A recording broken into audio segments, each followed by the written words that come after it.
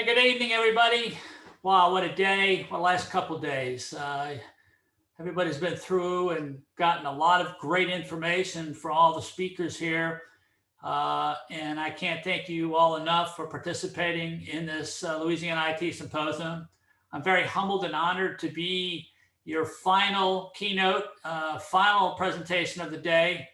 Hopefully you'll get some good information, something I'm really passionate about. And Brad asked me to be part of this. You know, I've been part of the symposium for a long time, and I want to get right to my presentation. So maybe I can provide you something that could be motivational, inspirational as we go forward, and as we round out the symposium for this year. Hopefully in 2021, we will have that face-to-face presentation. So let me go ahead and share my screen here, and we'll begin the presentation. Again, this is passionate. I'm very passionate about what I'm providing here. Let me go through this. You know, this has been our 8th year in providing the Louisiana IT Symposium. Such a challenging year, as I said, but we have been committed to really developing the Louisiana IT Symposium over the last 7 or 8 years. This is just a little blip in the continuation of development of the Louisiana technology industry. So I want to say that I'm very blessed to be here. I'm blessed to be able to provide this to you. I can't thank enough the CIO advisory board, of which we have almost 100 people on that advisory board that helps provide you with all this information. They give us the topics that are hot that we can present to you. And then Brad Emick and his EFM team continually to provide great initiatives and great information for you all as we go forward in our technology environment. And I always like this quote: great people, great service produces great results. And that's what we have not only in the advisory board, but with EFM and with all the people you who have attended. And today I'm honored to be part of this and giving this final keynote presentation. At the end of the day, I just want to say thanks. So a little bit about me. You know, a lot of you know who I am. I ran the Louisiana Technology Council for 10 years. I really wanted to help with the development of the technology industry. 3 days after I left, we helped put on the first Louisiana IT Symposium, and it's grown ever since. Right now, you know, my background also, I worked for IBM for a number of years, and I'm kind of a technology business development guy, really to help you as an individual and help your organizations. At the end of the day, my goal is to help you with your business, and hopefully this presentation will lead towards that effect.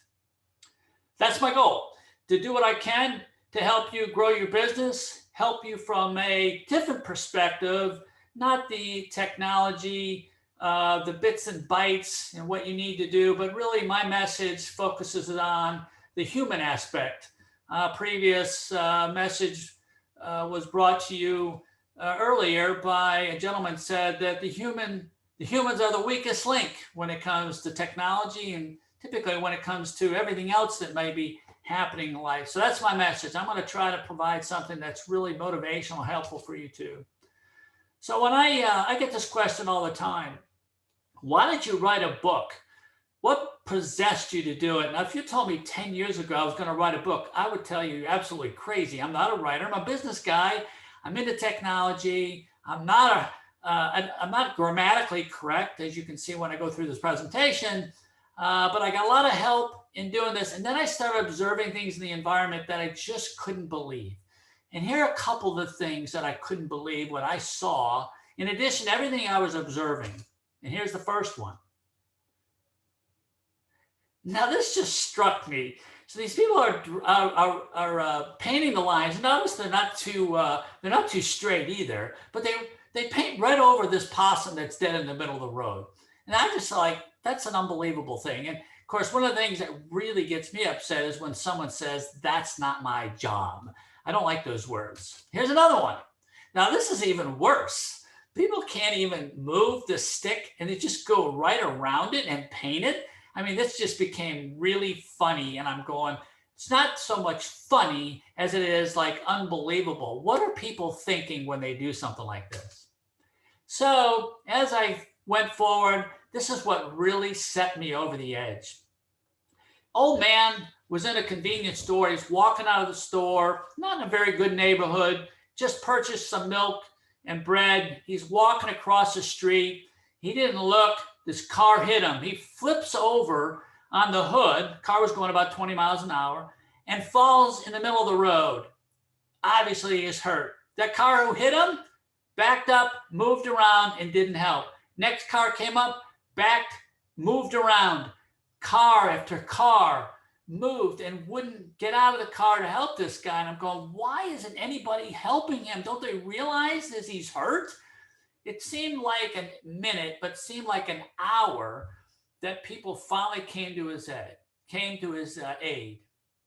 So then I saw another video of a dog. There was a dog that was walking in a highway, fast cars going, and gets hit. Another dog's on the medium. He walks across the street, picks up the dog with his mouth, and sets the dog in the median. Here's what set me over the edge. The old man suffered very bad injuries and eventually died. The dog lived. Now, we're supposed to be smarter than dogs. We're supposed to have a mindset. But it might be instinctively that this dog knew how to save somebody else, but just don't know. So anyway, as we go forward, I just got fed up. I kept seeing all these excuses, these similar instances every day. People having self-serving attitudes, people having ego, people not taking responsibility or not admitting when they're wrong. So I started recording all these incidents over and over again, and I developed 60 pages of incidents. And that's what really got me to write the book. So then I asked myself, this stuff seems like common sense. So whatever happened to common sense? And this is the answer I got.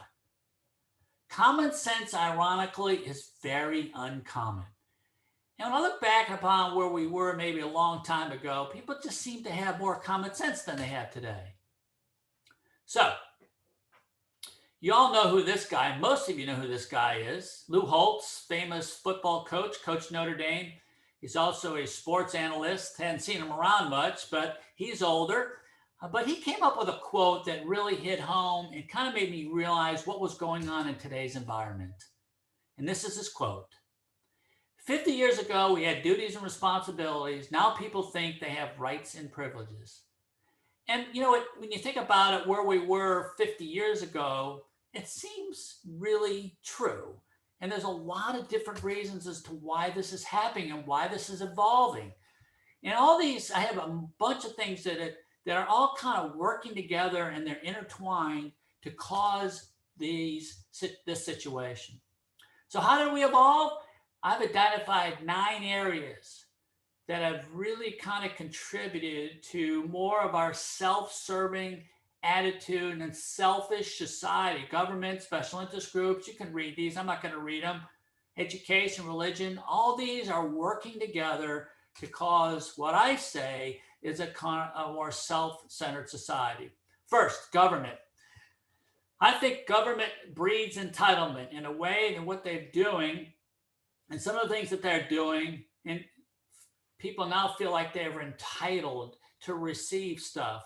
And therefore, the government is channeling dollars into handouts. So my point on this, I think it's good. The government does need to help people.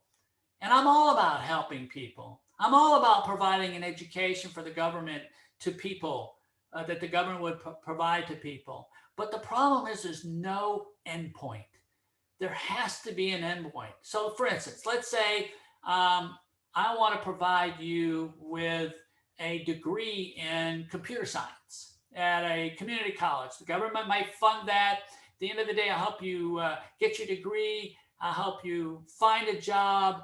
But after that, you're on your own. If you choose not to do it, I'm not going to help you anymore. That's what I mean by an endpoint. You know, I see on these TV shows, I don't know if you've ever seen this, My 600-Pound Life.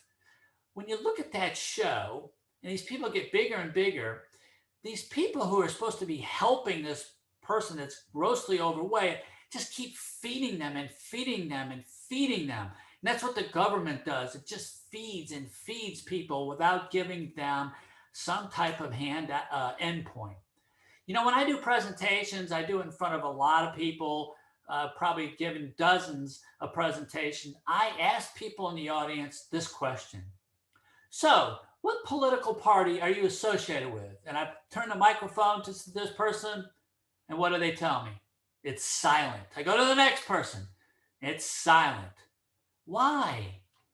Well, the reason why I think people aren't telling you what political party you are is because if I said I was Democrat or Republican, you would automatically put me in a box. I can't think outside that box. And if I do, I get ostracized by the other party.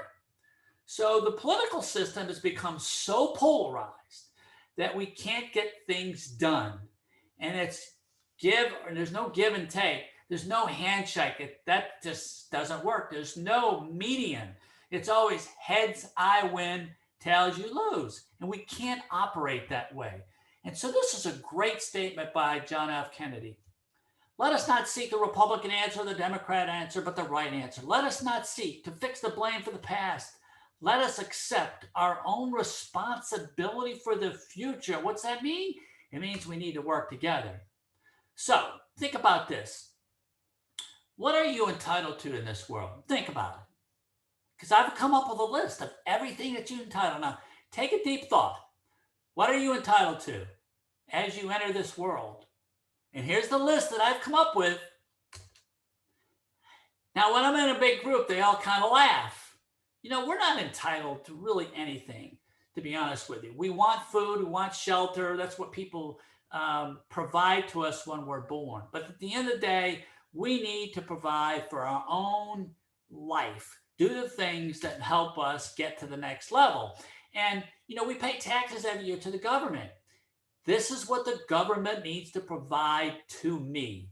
Everything I need to succeed as an individual, the infrastructure, help me make security, prevent me from crime, and do everything it can to prevent crime, provide clear water. All these things enter into what the government would do to help it, and then allow me to succeed. Special interest groups, number 2. They were great. They were designed to assist marginalized groups to not given a voice, like women's right to vote. And there's other issues on that. They were terrific getting in the past, but now a big decision by the Supreme Court, Citizens for FEC, and it was a big mistake.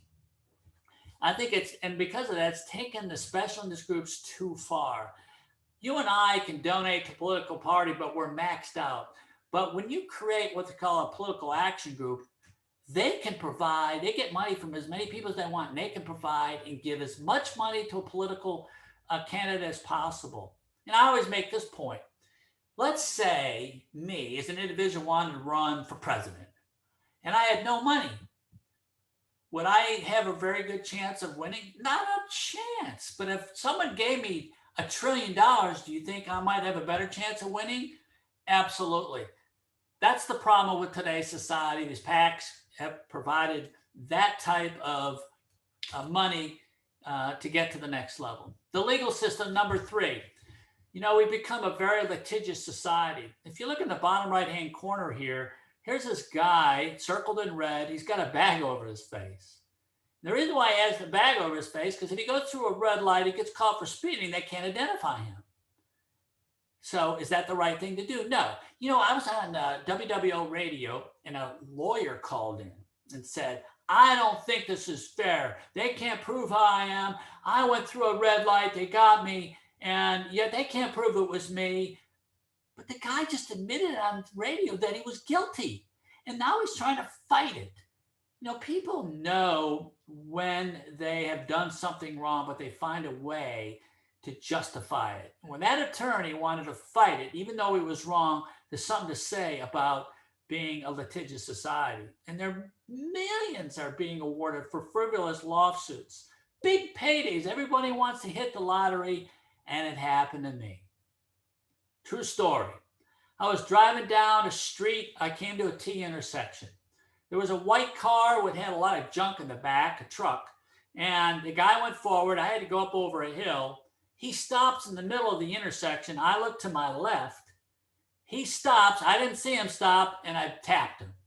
I get out of my car. I looked at my car. No damage to my car, no damage to his car. I went up to him and said, "Look, sir, I'm sorry. It's my fault." And I was in a blue suit at the time with a tie. My fault. But look, no, come on back. No damage to your car. He rolls down the window halfway. I said, "Sorry, my neck is killing. It really hurts. I'm calling the police." I said, "Okay, call the police." Wait a couple minutes, and all of a sudden I hear these big sirens coming down the road. And I look down on the road, and there's a big fire engine coming. And they finally pull up, and I go, "What are you guys doing here?" And he goes, "We just got a call. There was a major accident in an intersection." I said, "Are you serious?" He goes, "Yes." So the guy was still in the middle of the road. I said, "Can you pull over and just let all these people by because you're holding up traffic?" "No, I'm not moving my car." Finally, the police show up. And the police goes to this guy and he says, "Sir, can you get out of the car?" He gets out of the car. "Can you tell me where the damage is?" So the guy points to the back of his car and he goes, "There's a damage there, there, and there." And the police goes, "It can't be all three. Which one is it?" So the guy got all flustered and said, "It's this one." So anyway, I went to the policeman. I said, "Look, sir, I'm sorry. It was my fault. I just tapped the guy. I have no damage." I says, "Just a minute, sir." And I go, "Whoa." I said, he says, "This happens all the time." So I waited. I said, "Am I going to get a ticket?" He said, "Just a minute." So at the end of the day, he gave me a report. He says, "You can get the police report in about 10 days. Bottom line, I get a call from their insurance and they're suing me." I said, "Okay." I got my insurance company involved. They worked with it. I took pictures of everything. Here's the thing. They sued for medical and coverage and actually got $25,000 in that suit. And I was just livid that it happened to me. It should have never happened. I was very upset about it. So the legal system has a lot to do with it and these ambulance chasers. Education, number 4. I think there's a lack of a more formalized character education system. My wife is a teacher. She's a good teacher, really well. And I said, "Look, they don't teach character education." They go, "Yes, they do." I said, "Well, for some reason it's not working. And I don't think they do it at a very early age." She goes, "Well, my school, they do it." Well, I don't know if every school does it or not. But part of the problem is I don't think it's emphasized enough. We have math and we have science and we have English. Every year they got to take those courses. Well, why can't we have a course on moral education, responsibility, accountability, same like we have teaching a course in English, and just work your way up. And it has to be done at a very early age. Part of the problem is both parents are working outside the home. They don't get that kind of formal character education. And you have a rise of single family homes, and parents are spending less time with their kids. And then, of course, you got these video games, and guess what? They don't teach character education. They teach shoot them and kill them. Number 5, I think, this is religion and beliefs. The big thing about religion is you can't practice it anymore. It's viewed as offensive. And it's a problem. It's like, look, Tim Tebow down here, he's a religious guy and he demonstrated. Now he's criticized and ridiculed because he's praying. Well, it's not being forced on you. And I commend him. He's probably the most moral guy you could ever come across.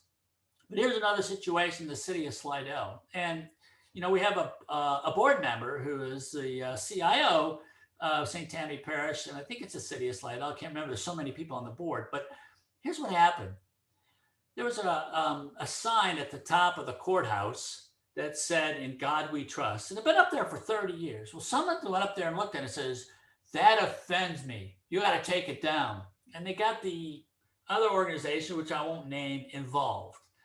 And I go, "Look, it's been up there 30 years. It's not directed at you.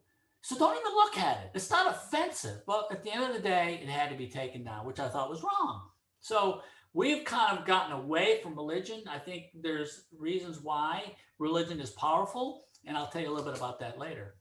Family values, number 6. Look at these programs here. For those of you who are older like me, what do these programs teach? You have Captain Kangaroo, Lassie, The Brady Bunch, Mr. Rogers' Neighborhood. They taught some really good values.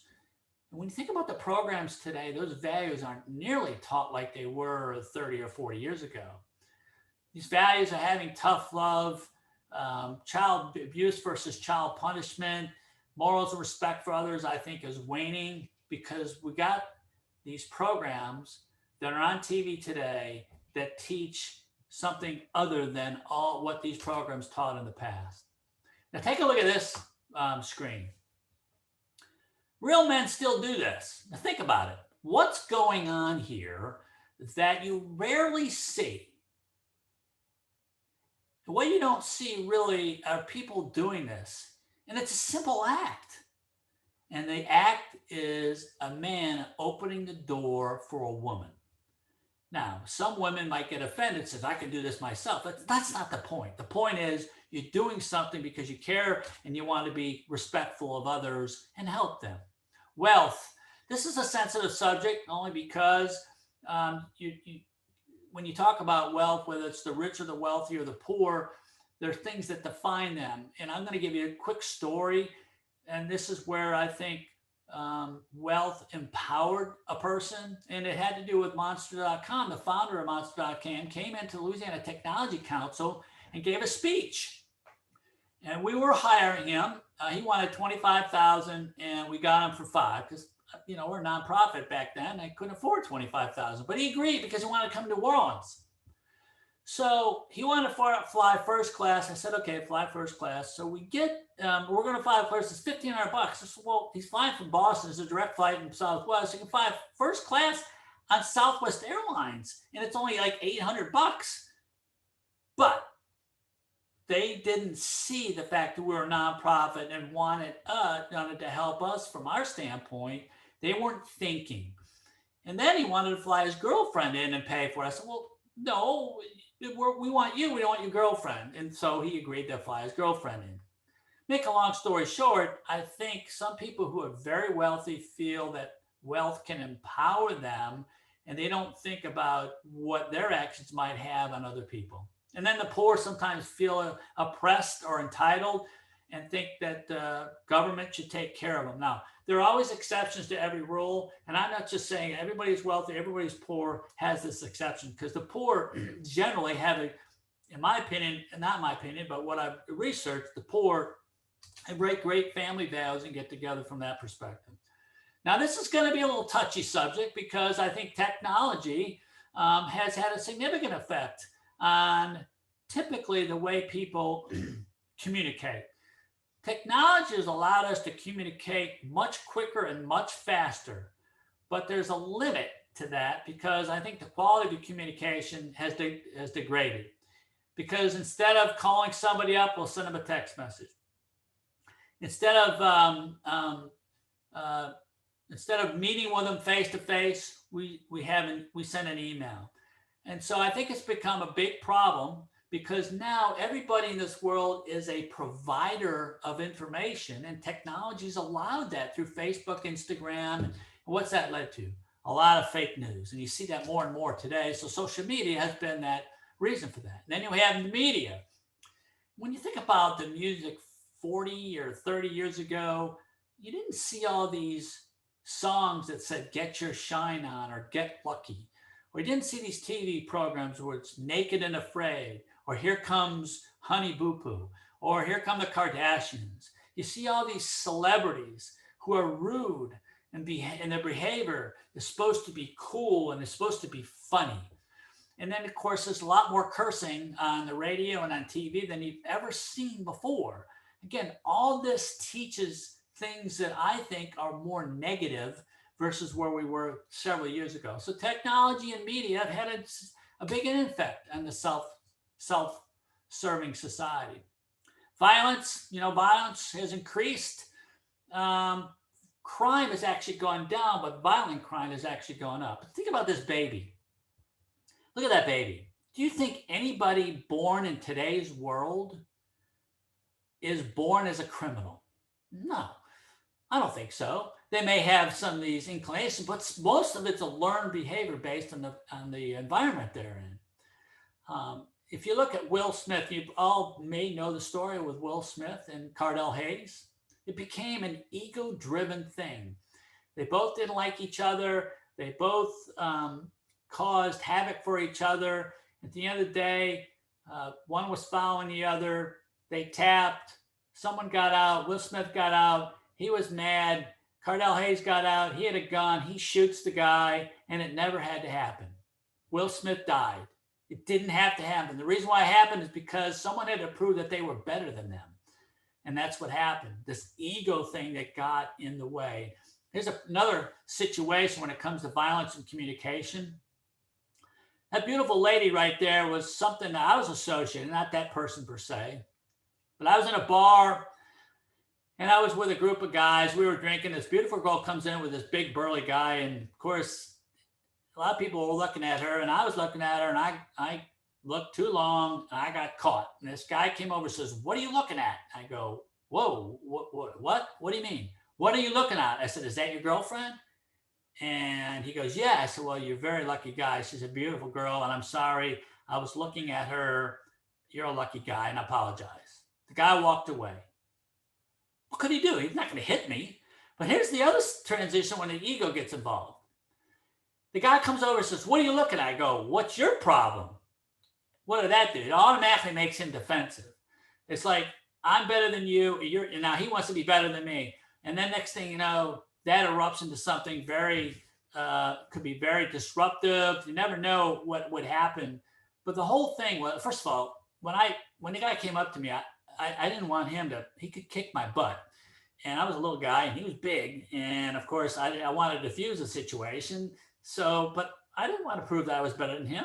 I knew where it was going, so I was able to get out of that situation pretty substantially. But if I had reacted to a second way, that nothing good would have come out of that. So here's the question I ask a lot of people: what is your purpose in life? Why were you born? Why did God put you on this earth? And if you don't believe in God, why are you here? Most people can't answer the question, but this person can. Steve Gleason. Steve was our keynote speaker in 2017. He's the real hero. He got a Congressional Medal of Honor.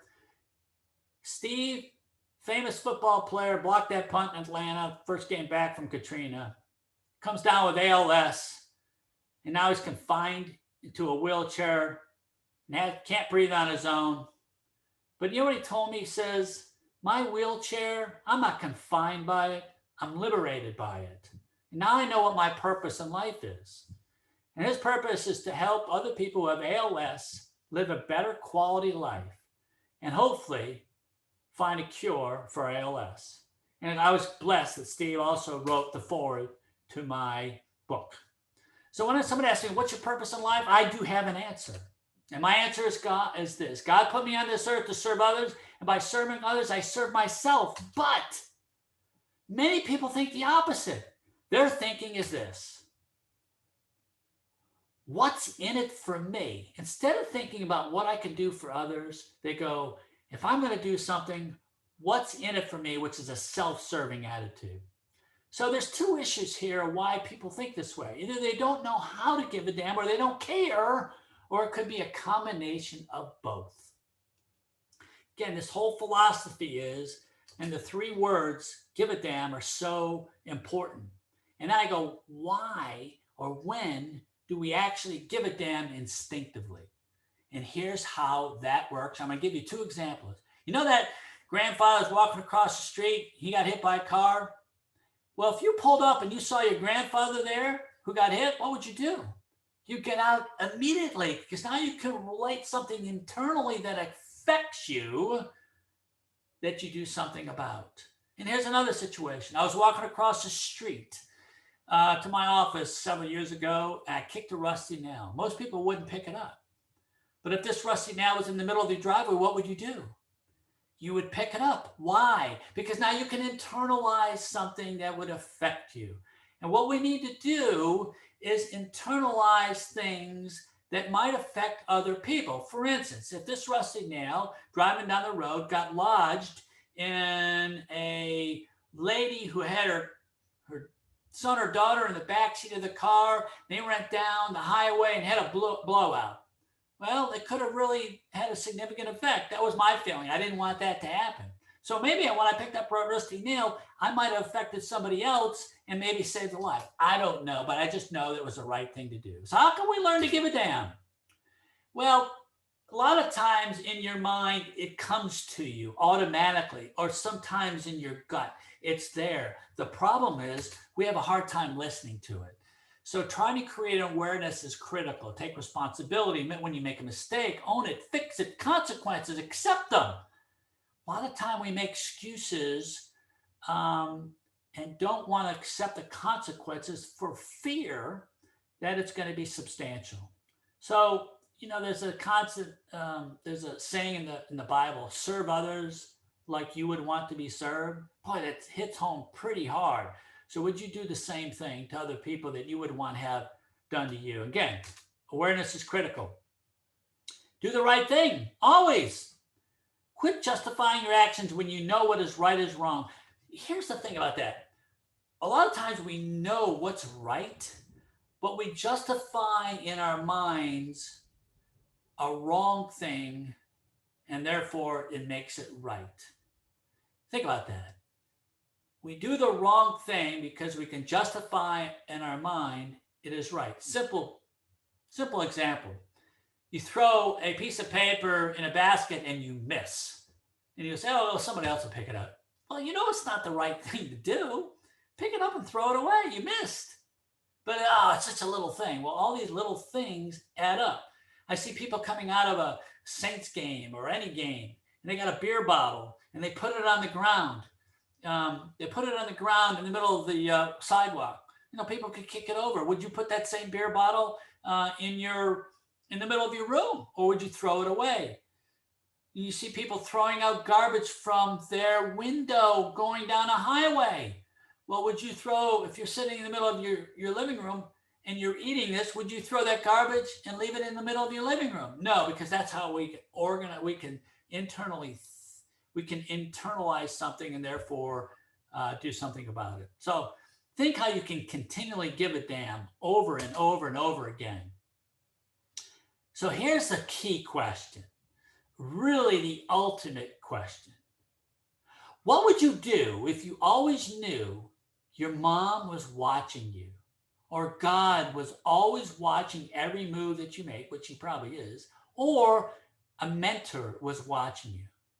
And you'd probably do some things different than you have done in the past. So give a damn and business. It's kind of a new strategy.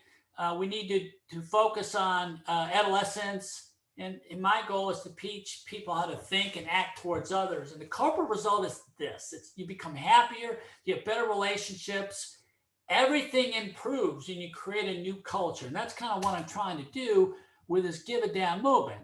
The business or the IT culture, how do you do it? There's so many different ways. And I think having a way to hire the right people, finding the right person should be the number one company goal. And actually, when you get to hire someone, knowledge, skills are not enough. You want to know how they think. You want to know how they fit into your work culture.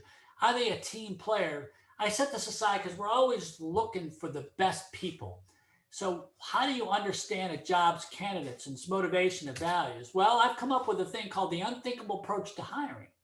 And it helps you find the right person. It's not based on what they know, because you can teach them. They already know most of it, but you can teach them how you want to go forward. How do you find the right person? Here are a couple examples on the interview process. The interview process is, well, I'll tell you what I'm going to do. I'm not going to go through that. If you want to learn how this unique technique works, let me know. So let me back up. Everybody needs goals, and you can't please anybody. And what gives me the authority that I can take this and make this really a thing to go forward? Going back to my Louisiana technology days, a lot of people know this. Remember back in 2002, we created the phrase Louisiana Tech Capital of the South. Everybody looked at me like, what are you on? You're on drugs. You have no idea. Louisiana, 49th out of 50 states in technology. We're known for oil and gas and tourism. What makes you think you can do a technology and make it an industry? Well, tell me something I can't do, and I'm going to go forward and do it. So we created this phrase, got it registered. We started bringing these CIOs of Microsoft, Adobe, they all came to New Orleans. We started bringing Louisiana up. And guess what? Over the 10-year time period, we went from 49th out of 50 states in technology employment, and now we're 32nd as when I left in 2012. Now, I don't know what it is today, but we really need to change our thinking. And we got to change our society because we've become polarized and divided. And that really starts at the top. So I've come up with a business and personal success graph. And here it is. The more you give a damn, your positive becomes, your attitude becomes more positive and your level of success will increase.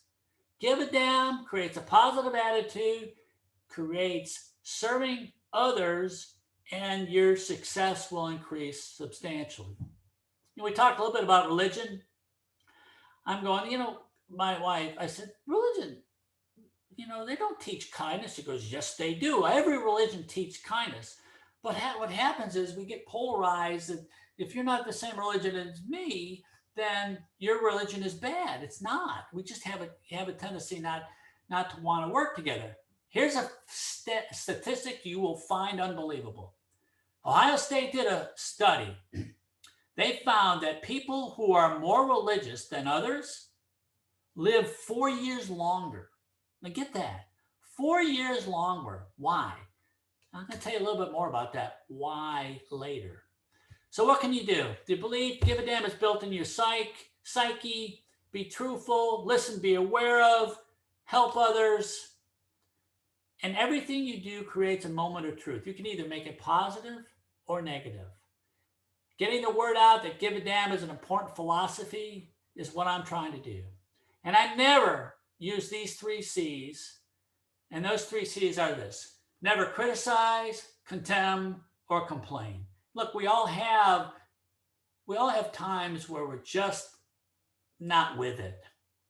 And I forget all the time. And that's why I wear this band. It's called the Give a Damn Band. I wear that because I have to be continually reminded all the time. And then I come up with 3 words, or these basically what words are needed more than ever. And there's really 3 types of phrases or words that are needed. What do you think they are? Think about it. What words are needed more than ever? And then you don't hear them very much. And here they are. Please, thank you, and excuse me. These are words that demonstrate these things. Simple words really represent this. Gratitude, respect, kindness, responsibility, accountability, gratitude. One of the sweet shortcomings defining peace of mind and happiness inside. So true. Whatever we have going on in our life, we always have something to be thankful. A simple hug like this with these kids. I love these kids. Great happiness. So what creates a lot of damage to the human body that most people are not aware of? What is that? What do you think that is? What creates it? There you go. Stress.